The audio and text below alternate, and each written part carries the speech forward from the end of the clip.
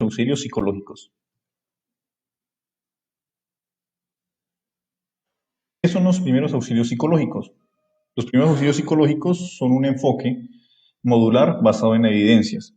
Eso se destina a ayudar a niños, adolescentes, adultos, familias afectadas por un incidente crítico, ya sea una catástrofe, un accidente de tránsito o inclusive dar una mala noticia. Recordemos que las personas en esos instantes se encuentran en una tormenta emocional y están algunas veces a la deriva. Y ahí es donde entran los primeros auxilios psicológicos. Los primeros auxilios psicológicos, como su nombre lo dice, es la atención que reciben las personas en las primeras 72 horas. Después de ese tiempo ya no serían una opción viable para atender a la persona afectada emocionalmente.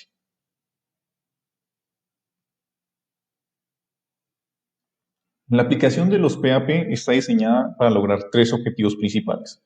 El primero, reducir el estrés inicial causado por el impacto del evento traumático. Segundo, fomentar la adaptación a corto, mediano y largo plazo. Tercero, potenciar las estrategias de afrontamiento propias de las personas o suministrar herramientas de afrontamiento. ¿A quién se le aplica?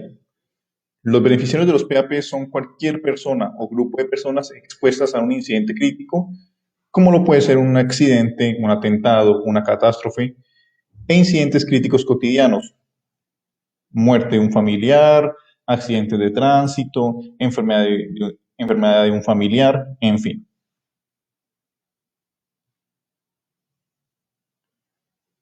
Los PAP cuentan con los siguientes principios.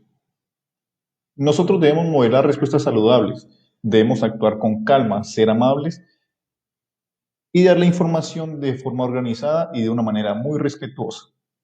Nosotros debemos mantenernos visibles y cercanos, aunque sin resultar invasores al espacio personal del paciente en este caso. Nosotros también debemos asegurar la confidencialidad, darle la sensación a la persona o darle la certeza de confianza por parte de nosotros como suministradores de los PAP. No importa qué tan difícil sea la situación, nosotros no debemos exceder nuestras capacidades. Si nosotros no contamos con las herramientas suficientes para atender a esta persona, es mejor que lo remitamos a un profesional o una persona capacitada para atender este tipo de casos. Si nosotros estamos interviniendo en un servicio o con un grupo de personas, nosotros debemos ser respetuosos con nuestros compañeros y debemos atenernos de dar indicaciones contrarias a las que ya han dado nuestros compañeros previamente. Esto para que los PAP no se muestren de una manera desorganizada y la persona siga una secuencia lógica en esos momentos de crisis. Por último, no podemos olvidar nuestro propio autocuidado. Nosotros siempre debemos estar atentos a todas nuestras necesidades físicas y emocionales, de tal manera que no nos veamos inundados emocionalmente ni físicamente por la emocionalidad de nuestro paciente. Antes de aplicar los PAP, debemos tener en cuenta alguna información. Lo que debemos tener en cuenta como primer punto es conocer el entorno donde se va a trabajar, conocer el incidente y qué es lo que va a suceder después de arreglado o intervenido el incidente.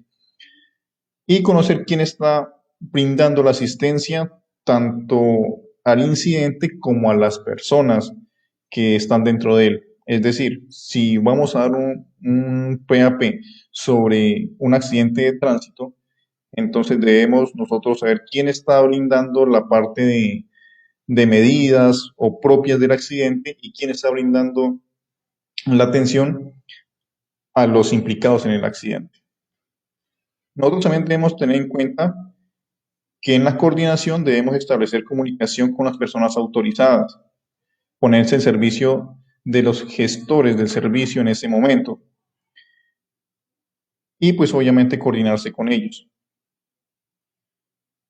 En la parte de detección nosotros debemos identificar quién necesita asistencia, debemos prestar atención a cómo las personas se interactúan con las demás personas o reaccionan con el entorno.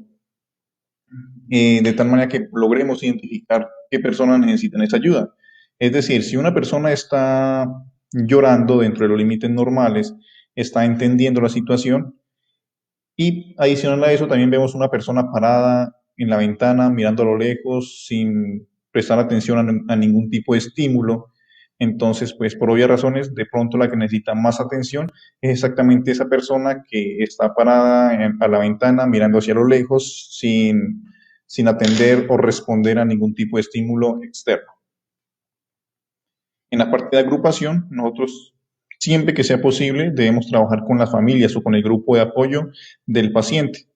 Estos grupos muchas veces hacen que la persona se sienta un poco más estable y tenga un mayor soporte emocional. Nosotros siempre debemos estar concentrados en el trabajo que estamos haciendo. Recordemos que nuestro comportamiento puede influir en las demás personas. Y nuestros pacientes en ese instante, cuando estamos dando una mala noticia o cuando estamos interviniendo un evento crítico, la persona está muy maleable. Recordemos que cualquier tipo de estímulo puede desencadenar una serie de eventos emocionales y mentales que pues pueden perturbar la tranquilidad o la estabilidad emocional de nuestro paciente. Por eso nosotros siempre debemos demostrar calma y claridad en el pensamiento y nuestro proceder. Por último, en adaptación, recordemos que cada persona es única, recordemos que cada departamento, cada ciudad es única y pues que somos muy diversos. Dentro de esto siempre debemos tener en cuenta esa consigna, de tal manera que al hablar, al actuar, al intervenir, hagamos este ejercicio de una manera adecuada y correcta.